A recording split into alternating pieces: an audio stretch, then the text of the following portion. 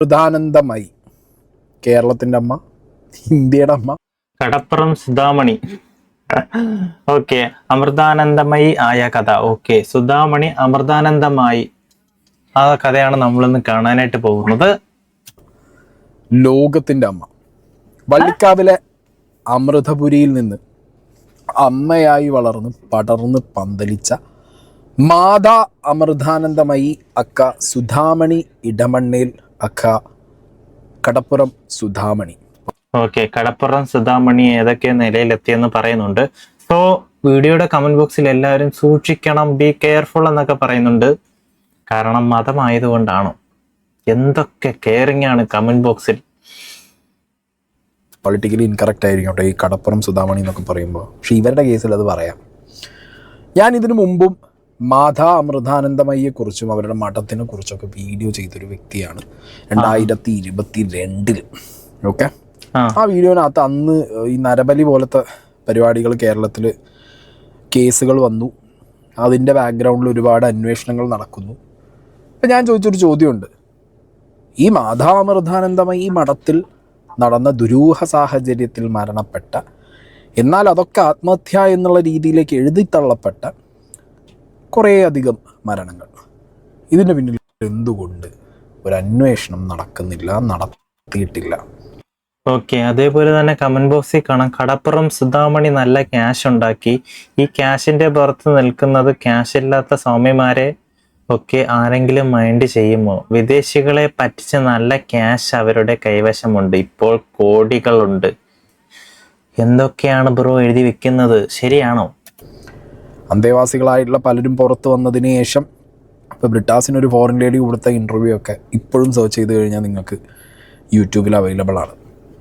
പക്ഷേ കാര്യമില്ല, money power, muscle power, political power ഇതൊക്കെ ഉള്ളതുകൊണ്ട് ഈ ആത്മീയ നേതാവ് ഇയാൾ ദൈവം കേരളത്തിൽ പടർന്ന് പന്തലിച്ചിരിക്കുകയാണ്. അതെ അതെ, ഇതുകൊണ്ട് കുറേ ആൾ ദൈവങ്ങളുണ്ട്. സോ നമുക്ക് കണ്ടന്റിലോട്ട് വരാം. ഓക്കെ, കണ്ടന്റിലോട്ട് വരണമെങ്കിൽ ഒരാളുടെ യൂട്യൂബ് ചാനലിൽ നിന്നാണ് തുടങ്ങുന്നത് കണ്ടന്റ്. അനവധി ശവശരീരങ്ങൾ അങ്ങനെ പോവാണ്. ഈ ഒരു മഠത്തിനെ ചുറ്റിപ്പറ്റി ഈ ദ സോ കോൾഡ് കോർപ്പറേറ്റ് ദേവി എല്ലാവരുടെയും അമ്മയായ സുധാമണിയെക്കുറിച്ചുള്ള ദുരൂഹതകളും സുധാമണിയുടെ ദ സോ കോൾഡ് ആശ്രമത്തിനെ കുറിച്ചുള്ള ദുരൂഹതകളും. അപ്പം എന്താണെങ്കിലും ഈ ആശ്രമത്തിലെ അന്തേവാസി എന്ന് പറഞ്ഞു വന്ന ഈ വ്യക്തിയുടെ വീഡിയോസിലൂടെ നമുക്കൊന്ന് പോയി വെക്കാം. ഇയാൾ എന്തൊക്കെയാണ് പറയണേന്നുള്ളത് നമുക്കൊന്ന് നോക്കാം. ഞാൻ 28 വർഷം മാതാ അമൃതാനന്ദമയി മഠത്തിലെ അന്തേവാസിയായിരുന്നു. 2025 ഏപ്രിൽ 1 എൻ്റേതല്ലാത്ത കാരണത്താൽ എനിക്ക് ആശ്രമം വിട്ട് പുറത്തു വരേണ്ടി വന്നു. ഓക്കെ, ആശ്രമം വിട്ട് പുറത്തു വരേണ്ടി വന്നത് കൊണ്ടാണോ ഈ വെളിപ്പെടുത്തൽ? 2024 മെയ് 30 രാത്രി 12:15 മുതൽ 12:37 വരെ ഞാനും അമ്മയും തമ്മിൽ ഫോണിലൂടെ ചില വാദപ്രതിവാദങ്ങൾ നടത്തിയിരുന്നു. അതിൽ ഒരു കാര്യം ഞാനിവിടെ വിശദീകരിക്കാം. അതായത് ആശ്രമത്തിലെ ബ്രഹ്മചാരിണികളുടെ മാതാപിതാക്കൾ മരിച്ചിട്ട് അവരുടെ അന്ത്യകർമ്മത്തിന് പോകുമ്പോൾ ഒരു 10,000 രൂപയെങ്കിലും കൊടുക്കണം എന്നായിരുന്നു ഞാൻ അമ്മയോട് പറഞ്ഞത്. അത് കാരണമാണ് അമ്മ രാത്രി എന്നെ ഫോൺ വിളിച്ചത്. അപ്പോൾ അമ്മ ഫോൺ വിളിച്ച് പറഞ്ഞ കാര്യം ഇതാണ്: അങ്ങനെ ബ്രഹ്മചാരികൾക്ക് ആശ്രമത്തിൽ നിന്നും പൈസ കൊടുക്കാൻ നിയമമില്ല, ഞാൻ ആരെയും നോട്ടീസ് അടിച്ച് വിളിച്ചിട്ടില്ല, ഇവിടുന്ന് പോവേണ്ടവർക്ക് പോവാം എന്നാണ് അമ്മ എന്നോട് പറഞ്ഞത്. അതായത് ശമ്പളം കിട്ടിയില്ല, ഫ്രീയാ പണിയെടുക്കണം, അതാണോ? അതിനെക്കുറിച്ച് കുറേ വാദപ്രതിവാദങ്ങൾ നടത്തിയിരുന്നു. പിന്നെ ഒരു വർഷക്കാലത്തോളം, ഏകദേശം 9-10 മാസത്തോളം എന്നെ പല രീതിയിലും പീഡിപ്പിച്ചുകൊണ്ടിരുന്നു. ഈ കാര്യങ്ങളെല്ലാം ആശ്രമത്തിലെ അന്തേവാസികൾക്ക് എല്ലാവർക്കും അറിയാവുന്നതാണ്.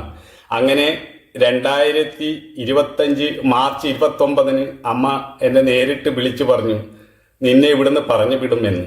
അപ്പോൾ ഞാൻ പറഞ്ഞു വിടേണ്ട ആവശ്യമില്ല, ഞാൻ പോകാമെന്ന് പറഞ്ഞു. അങ്ങനെയാണ് ഞാൻ 2025 ഏപ്രിൽ 1 ആശ്രമം വിട്ട് പുറത്തു വന്നത്. ഞാൻ ആശ്രമം വിട്ട് പുറത്തു വന്നതിൻ്റെ അടുത്ത ദിവസം എൻ്റെ പേരിലുണ്ടായിരുന്ന കാലാവധി തികയാതെ ഫിക്സഡ് ഡിപ്പോസിറ്റ് ബാങ്കുമായി ഒത്ത് ആശ്രമം എടുത്തു. എൻ്റെ പേരിൽ മാത്രമല്ല, അങ്ങനെ ആശ്രമത്തിലെ 600 അന്തേവാസികളുടെ പേരിൽ 300 കോടി രൂപ 1-2 ബാങ്കിലായിട്ട്. എന്തുവാടേ ഇത്? ഇത്രയും പഠിപ്പും വിവരമുള്ള ഒരാൾക്കാരുണ്ട് ഇവിടെ നാട്ടിലും മറ്റും. ഇവരൊക്കെ ആയിരിക്കും ഇതിന്റെ ബാക്കിൽ അല്ലേ? 300 കോടിയോ? ഫിക്സഡ് ഡിപ്പോസിറ്റ് ചെയ്ത് 9,000-ഓളം ഫിക്സഡ് ഡിപ്പോസിറ്റ് റെസീപ്റ്റും 6,000-ഓളം ബാങ്ക് ചെക്കും ഒപ്പിട്ട് ആശ്രമത്തിന്റെ അലമാരയിൽ വെച്ചിട്ടുണ്ട്. അതുപോലെ അന്തേവാസികളുടെ പാൻ കാർഡും ആധാർ കാർഡും എല്ലാം വാങ്ങി വെച്ചിരിക്കുകയാണ്. ധർമ്മത്തെക്കുറിച്ചാണ് നമ്മൾ സംസാരിക്കുന്നത്. പക്ഷേ നമ്മൾ ചെയ്യുന്ന പ്രവൃത്തിയോ, ഒരു സാധാരണക്കാരന് വേണമെങ്കിൽ ഒരു തെറ്റ് ചെയ്യാം. അവർ അഴിമതി നടത്തിയെന്ന് വരും, ചിലപ്പോൾ ഒരു രാഷ്ട്രീയ പ്രവർത്തനം നടത്തിയെന്ന് വരാം, ഒരു ഉദ്യോഗസ്ഥന് അതെ, എല്ലാവരും നടത്തിയെന്ന് വരാം. പക്ഷെ ദൈവം എന്ന് പറയുന്ന ആൾ നടത്തൂല്ല അങ്ങനെ, അതല്ലേ നടത്തിയെന്ന് വരാം. പക്ഷേ ധർമ്മത്തെക്കുറിച്ച് പറയുന്നവർ, ധർമ്മം സ്ഥാപിക്കാനാണ് ഞാൻ വന്നതെന്ന് പറയുന്നവർ ഗവൺമെന്റിനെ വഞ്ചിക്കാൻ വേണ്ടി ഇങ്ങനെ ചെയ്യാൻ പാടുണ്ടോ? അതായത് ഈ വ്യക്തി ആദ്യം അവിടെ ഉണ്ടായിരുന്ന വ്യക്തി, പിന്നെ ലേറ്റർ ഓൺ അയാൾ അവിടുന്ന് പുറത്താക്കുന്നു. അതിന്റെ ഒരു നറേഷനാണ് അയാൾ തുടക്കത്തിൽ പറഞ്ഞത്. നിങ്ങൾ കേട്ടോ? അതെ, അത് ഞാനും കേട്ടു. കാരണം എന്തോ ശമ്പളം ചോദിച്ച് കിട്ടിയില്ലെന്നാ, എന്തോ കിട്ടിയില്ലെന്നല്ല, ഫ്രീയാ പണിയെടുക്കണം. അതൊരു വർത്താനം. ഞാൻ എക്സ്പ്ലെയിൻ ചെയ്യുന്നില്ല. ഈ അന്തേവാസികളുടെ പേരിലിടുന്ന ഡെപ്പോസിറ്റുകൾ, ഫിക്സഡ് ഡെപ്പോസിറ്റുകൾ, അതിൻ്റെ കംപ്ലീറ്റ് അതോറിറ്റി ഈ പറഞ്ഞ ആശ്രമവും അമൃതാനന്ദമായി അമ്മയും കൈക്കലാക്കി വെച്ചിരിക്കുക എന്ന് പറയുമ്പോൾ ഈ ഡെപ്പോസിറ്റുകൾ എന്തിന്, ഈ ഫിക്സഡ് ഡെപ്പോസിറ്റുകൾ എന്തിന് ഇവരെ പേരിലിടുന്നു? ഇത് ഏത് രീതിയിലുള്ള മോൾ പ്രാക്ടീസ് ആണ് ഇവിടെ നടക്കുന്നത്?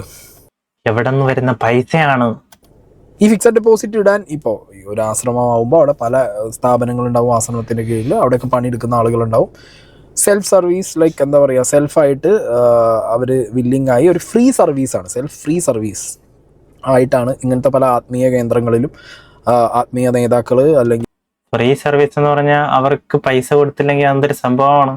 അവർക്കൊരു പനിയോ എന്തെങ്കിലും അസുഖം വന്നാൽ ഫ്രീ സർവീസ് അവർ പണി നോക്കിക്കോളൂ. ഈ പറഞ്ഞ എന്താ പറയുക, ആൾ ദൈവങ്ങൾക്കൊക്കെ വേണ്ടിയിട്ട്. ആൾ ദൈവമാണ്, അവർക്ക് അസുഖം വരത്തില്ല. ദൈവമല്ലേ ദൈവം. പലരും വർക്ക് ചെയ്യാൻ പോകുന്നത്, ഇപ്പോൾ പുട്ടവർത്തി പോലുള്ള സ്ഥലങ്ങളിൽ സായിബാബയ്ക്ക് വേണ്ടി ഇപ്പോഴും വർക്ക് ചെയ്യാൻ പോകുന്ന ഒരുപാട് പേരുണ്ട്. എൻ്റെ വീട്ടിൽ നിന്നും പോയവരൊക്കെ ഉണ്ട്. ഞാൻ എന്തായാലും പോയിട്ടില്ല. ഫ്രീ ആയിട്ടോ? ഓക്കെ. അപ്പോൾ ഇവർക്ക് വേണ്ടി സെൽഫ്ലെസ് ആയി ഫ്രീ ആയിട്ട് വർക്ക് ചെയ്യാൻ പോകുന്ന ആളുകളുടെ പേരിലടക്കം എങ്ങനെ അവരുടെ കുടുംബം ജീവിക്കും? ഡെപ്പോസിറ്റുകൾ ഇട്ട് അതിൻ്റെ ഡോക്യുമെന്റ്സ് എല്ലാം എടുത്ത് വെച്ച് ഈ ട്രസ്റ്റ് എന്ത് ചെയ്യുന്നു? അതും ചെറിയ എമൗണ്ട് അല്ല, 300 കോടി കുട്ടികളാണ് ഇദ്ദേഹം പറയുന്നത്. ആൻഡ് ഇദ്ദേഹം തന്നെ ഈ വീഡിയോയുടെ നെക്സ്റ്റ് ഫേസിൽ പറയുന്നുണ്ട്, കൃത്യമായിട്ട് ഇദ്ദേഹം കേസ് കൊടുക്കാൻ വേണ്ടി പോലീസ് സ്റ്റേഷനിൽ സമീപിച്ചു, പോലീസിന് മൊഴി കൊടുത്തു. FIR പോലും ഇടാൻ പോലീസുകാർ തയ്യാറായില്ല. അതെന്താ? അവിടെയും കുറച്ച് ക്യാഷ് എറിഞ്ഞ് കാണും. കുന്നിലെ കോർപ്പറേറ്റ് ദേവിക്ക് അത്ര പേടിയാണോ കേരള പോലീസിന്? കേരള പോലീസ് ഗവൺമെന്റിൽ നിന്ന് ടാക്സ് ഞാൻ വിചാരിച്ച തമിഴ്നാട് പോലീസായിരിക്കും. വെട്ടിക്കാനും ഗവൺമെന്റിനെ കണ്ണിൽ പൊടിയിടാനും ഖജനാവിലേക്ക് പോകുന്ന പൈസയ്ക്കും ഇതിന്നൊക്കെ വെട്ടിപ്പും തട്ടിപ്പും നടത്താൻ വേണ്ടിയിട്ടുള്ള ഒരു പ്രക്രിയ ആയിട്ടാണോ അന്തേവാസികളുടെ പേരിൽ ഈ ഫിക്സഡ് ഡെപ്പോസിറ്റുകൾ ഇട്ടുകൂട്ടുന്നത് എന്നുള്ളൊരു ചോദ്യം ചോദിക്കേണ്ടേ തിരിച്ച്? ഞാൻ എൻ്റെ ഈ പണം ഫിക്സഡ് ഡിപ്പോസിറ്റ് എടുത്തതിനെതിരെ മുഖ്യമന്ത്രിക്ക് പരാതി കൊടുത്തിരുന്നു, SP-ക്ക് കൊടുത്തിരുന്നു, മനുഷ്യാവകാശ കമ്മീഷനും കൊടുത്തിരുന്നു. എൻ്റെ മൊഴി കരുനാഗപ്പള്ളി പോലീസ് സ്റ്റേഷനിൽ രേഖപ്പെടുത്തിയുമിരുന്നു. പക്ഷേ FIR ഒന്നും ഇട്ടിട്ടില്ല. കാരണം സമ്പന്നർക്കെതിരെ എന്തെങ്കിലും പരാതി കൊടുത്താൽ ഇന്നത്തെ കാലത്ത് സാധാരണക്കാരന് നീതി കിട്ടുമോ? അതൊന്നും എനിക്ക് വിഷയമല്ല. പക്ഷേ തിരിച്ചിങ്ങോട്ട് വേണേ കേസ് അടിച്ചണ്ണാക്കി തരും. അതാണ് കാലം. ഇത് പൊതുസമൂഹത്തിൽ ചർച്ചയാകേണ്ട കാര്യമാണ്. ഇതിന്റെ ഉള്ളറകൾ ഒരുപാട് കാര്യങ്ങൾ എനിക്കറിയാം. അതെല്ലാം ലോകം ചർച്ച ചെയ്യേണ്ടി വരും.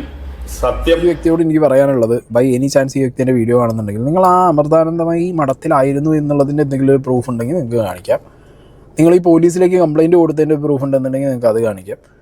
ഇല്ലാത്ത പക്ഷം നിങ്ങൾ ഈ വെർബലി ഒന്ന് പറയുന്ന സമയത്ത് നമുക്കത് കംപ്ലീറ്റ്ലി എൻഡോസ് ചെയ്യാൻ പറ്റില്ല. അതെ അതെ, എന്താണ് തെളിവെന്ന് ചോദിച്ചാൽ എന്ത് പറയും? തെളിവ് കാണിക്കണ്ടേ? ഓക്കെ, കംപ്ലീറ്റ്ലി എൻഡോസ് ചെയ്യാൻ പറ്റില്ല. കാരണം നാളുകളിൽ ഇതേ അമൃതാനന്ദമായിട്ട് ടീം വന്നിട്ട് ഇയാൾ വല്ല മറ്റേ രോഗിയാണ്, മാനസിക രോഗിയാണ്, അല്ലെങ്കിൽ ഇയാൾ അവിടുന്ന് പൈസ അടിച്ചു കൊണ്ടുവന്നതാണ്, ഇയാളാണ് ഫ്രോഡ്, ഇയാളവിടെ ചാടിപ്പോകുന്നതുകൊണ്ട് ഇപ്പോൾ മഠത്തിനെതിരെ തിരിഞ്ഞതാണ്, അങ്ങനത്തെ പല ക്ലെയിമുകളും അവർക്ക് നടത്താം, പല കാര്യങ്ങളും അവർക്ക് നിങ്ങൾക്കെതിരെ കൊണ്ടുവരാം. അപ്പോൾ അതൊക്കെ വരുന്നതിന് മുമ്പ് ദിവസത്തിൽ വീഡിയോ ചെയ്യുമ്പോൾ ദയവ് ചെയ്തിട്ട് ഇതിൻ്റെയൊക്കെ പ്രൂഫുകൾ വയ്ക്കുക. കുറച്ച് നേരത്തെ ഒരാൾ ഫേസ്ബുക്കിൽ ഒരു പോസ്റ്റ് ഇട്ടിട്ട് കണ്ടു. അത് കണ്ടതുകൊണ്ടാണ് ഞാൻ ഈ വീഡിയോ ചെയ്യേണ്ടി വന്നത്. അയാൾ അതിൽ പറഞ്ഞിരിക്കുന്നത്, ഞാൻ പ്രസ്സിലായിരുന്നു സേവനം ചെയ്തത്, എനിക്ക് ചില ഉത്തരവാദിത്തങ്ങളെല്ലാം ഉണ്ടായിരുന്നു, അതുകൊണ്ട് ആ ഉത്തരവാദിത്തം നിർവഹിക്കാൻ വേണ്ടിയാണ് അദ്ദേഹത്തിൻ്റെ പേരിൽ പണമിട്ടത് എന്നാണ്. ഇദ്ദേഹത്തിന് ആരോ എഴുതി കൊടുത്തിട്ടാണ് അദ്ദേഹം ആ വാർത്ത ചെയ്തിരിക്കുന്നത്. നിങ്ങളും ഇതേപോലെ തന്നെയല്ലോ, വാർത്ത വായിക്കും പോലെ കണ്ടു വായിക്കും പോലെ ഇരുന്ന് പറയുന്നു. ഞാൻ പ്രസ്സിൽ ഒരു ഉത്തരവാദിത്വം വഹിച്ചിട്ടില്ല. പ്രസ്സിലാണ് ഞാൻ 24 വർഷം സേവനം ചെയ്തത്. പക്ഷേ പണം കൈകാര്യം ചെയ്യുന്ന കാര്യമോ ബാങ്കുമായിട്ട് ബന്ധപ്പെട്ട ഒരു കാര്യവും ഞാൻ ചെയ്തിട്ടില്ല. പിന്നെ ഞങ്ങളെ 600 ബെമ്മയാരിനികളുടെ പേരിലും ആശ്രമം ഡിപ്പോസിറ്റ് ചെയ്തത് ഞങ്ങളെ ഓരോ സ്ഥലത്തും ജോലിക്കാരായി നിശ്ചയിച്ചിട്ടാണ്. ഇത് വായിക്കും പോലെ ഇരിക്കുന്നല്ലോ. ഞാൻ പ്രസ്സിലാണ് സേവനം ചെയ്തതെങ്കിലും 2019 എന്നെ ആശ്രമത്തിലെ വേണ്ടപ്പെട്ടവർ വിളിച്ചിട്ട് പറഞ്ഞു, നിങ്ങൾ എറണാകുളത്തുള്ള ഫാർമസിയിലെ സൂപ്പർവൈസറാണ്, നിങ്ങൾക്ക് ശമ്പളം 60,000 നിങ്ങളുടെ കീഴിൽ 6 പേരുണ്ട്, അവരുടെ പേരും ഒരു കടലാസിൽ എഴുതി തന്നിരുന്നു, എൻ്റെ കയ്യിൽ നിന്ന് നഷ്ടപ്പെട്ടു പോയി. അങ്ങനെ എന്തെങ്കിലും അന്വേഷണം വന്നാൽ ഇങ്ങനെ പറയണമെന്ന് എന്നോട് ആശ്രമത്തിൻ്റെ പറഞ്ഞിരുന്നു. ഇത് എന്നോട് മാത്രമല്ല, ഞങ്ങളെ 4 പേരെ വിളിച്ചിട്ടാണ് ആശ്രമത്തിലെ അധികൃതർ ഓരോരാളോടും പറഞ്ഞത്. ഓരോരാളോടും പറഞ്ഞിട്ടുണ്ട്, നിങ്ങൾ ഇന്ന സ്ഥാപനത്തിലാണ്, ഇന്ന് ഇത്ര ശമ്പളമാണ് എന്ന് പറയണമെന്ന് എല്ലാവരോടും പറഞ്ഞിട്ടുണ്ട്. ഇത് 2019 പറയുന്നത്. 60,000 രൂപ ശമ്പളമൊന്നും ഞാനിവിടെ 10 രൂപയ്ക്ക് പണിയെടുക്കുന്നു. അങ്ങനെ ഓരോ പട്ടിപ്പണി ആളെയും ഓരോ സ്ഥലത്ത് ജോലിക്ക് കാണിച്ച് അവർക്ക് ശമ്പളം കൊടുക്കുന്നതായി ഞങ്ങളുടെ അടുത്ത് ബ്ലാങ്ക് ചെക്ക് ഒപ്പ് വാങ്ങിച്ച് ആശ്രമം തന്നെ ആ പണം എടുക്കാറാണ്. അങ്ങനെയാണ് ഫിക്സഡ് ഡിപ്പോസിറ്റ് ചെയ്തത്. ഇത് ഗവൺമെന്റിനെ വഞ്ചിക്കാൻ, ടാക്സ് വഞ്ചിക്കാൻ വേണ്ടി ചെയ്ത കാര്യമാണ്. അതിന് മറച്ചു പിടിക്കാൻ വേണ്ടി എന്റെ പേരിൽ മാത്രമാണ് ഇട്ടത്. ചില ഉത്തരവാദിത്തമുള്ളവരുടെ പേരിൽ ഇങ്ങനെ ഇടാറുണ്ടെന്നൊന്നും കാണിക്കണ്ട. ഗവൺമെന്റ് ഒരു അന്വേഷണം വന്നാൽ അറിയാൻ പറ്റും. 600 പേരുടെ പേരിലും ഇട്ടിട്ടുണ്ട്. അതിന് കൊടുത്തിരിക്കുന്ന മൊബൈൽ നമ്പർ ഒരേ നമ്പറാണ്. എല്ലാ അക്കൗണ്ടിനും ഒരു നമ്പർ കൊടുത്താൽ ബിനാമി അല്ലാതെ പിന്നെന്താണ്? സർക്കാർ ഉടനടി ഇതെല്ലാം അന്വേഷിക്കുകയാണ് വേണ്ടത്. ഇപ്പൊ എന്തായാലും അന്വേഷണം നടക്കില്ല, കാരണം ഇലക്ഷൻ വന്നില്ലേ ഗൈസ്, എല്ലാം മുങ്ങിപ്പോവും. അല്ലാതെ എന്തെങ്കിലും പോച്ച കള്ളത്തരം ജയിക്കില്ലെന്ന്, സത്യമേ ജയിക്കൂ. സത്യം തുറന്നു പറയൂ. അപ്പൊ ഓരോരുത്തരുടെ പേരിലും ഫിക്സഡ് ഡിപ്പോസിറ്റ് ചെയ്ത് അവരെല്ലാം ജോലിക്കാരായി കാണിച്ചിട്ടാണ്. ബാങ്കിൽ ഡിപ്പോസിറ്റ് ചെയ്യുമ്പോൾ അതിന്റെ സ്രോതസ് കാണിക്കണം. കാണിച്ചിരിക്കുന്ന ജോലിക്കാർ എല്ലാവരും ജോലിക്കാരായിട്ടാണ് നിശ്ചയിച്ചിരിക്കുന്നത്. ശരി, ആഹാ, ഉപദേശം മുമ്പിക്കലോ ഒപ്പോ ഉള്ളാലോ. ലോകത്തിന്റെ നന്മയ്ക്ക് വേണ്ടി, ജനങ്ങളുടെ നന്മയ്ക്ക് വേണ്ടി അമ്മ ഒരു ചെയ്യുന്ന ഈ പരിപാടിയോ എല്ലാ നാട്ടിലും ഒമ്പിക്കല് നടക്കുന്നുണ്ട്. സോ വീഡിയോ ഞാൻ ഇത്രേ ചെയ്യുന്നുള്ളൂ. വീഡിയോ അവസാനം വരെ ഫുള്ള് നിങ്ങൾക്ക് ഇതിന്റെ കാണണമെങ്കിൽ ഞാൻ ലിങ്ക് ഡിസ്ക്രിപ്ഷനിൽ കൊടുത്തേക്കാം, നിങ്ങൾ കണ്ടു നോക്കുക. ഒരുപാടുണ്ട് കേരളത്തിൽ എന്തൊക്കെയാണ് നടക്കുന്നത്. ഞാൻ തമിഴ്നാട്ടിലെന്ന് വിചാരിച്ച്, സംഭവം കേരളത്തിലെ എറണാകുളത്തിന്റെ ഒക്കെ പേരൊക്കെ പറയുന്നു. ഇത് വലിയ വലിയ പ്രശ്നങ്ങളാണ് ഗൈസ്. സർക്കാർ ഇടപെടുവോ, പോലീസ് ഇടപെടുവോ, അതൊന്നും എനിക്കറിയില്ല. സോ വീഡിയോ ഇത്രയേ ഉള്ളൂ. ഞാൻ ഇത്രേ കണ്ട് നിർത്തുന്നു. ഇത് കാണാൻ പോയി കഴിഞ്ഞാൽ ഒരുപാട് കേസ് കെട്ടുകളാണ്. സോ വീഡിയോ ഇത്രയേ ഉള്ളൂ. വീഡിയോ ഇഷ്ടപ്പെട്ടിട്ടുണ്ടെങ്കിൽ ലൈക്ക്, ഷെയർ, സബ്സ്ക്രൈബ്. ഇതൊരു വലിയ ടോപ്പിക്കാണ്. സോ ലിങ്ക് ഡിസ്ക്രിപ്ഷനിൽ കൊടുത്തിരിക്കാം. നിങ്ങൾ അറിഞ്ഞു വെച്ചിരിക്കുക ഇങ്ങനെയൊക്കെയാണ് കേരളത്തിൽ നടക്കുന്നതെന്ന്. ഓക്കെ, ഒരുപാട് കോടികൾ ടാക്സ് വെട്ടിക്കാൻ എന്തൊക്കെയോ നടക്കുന്നുണ്ട്.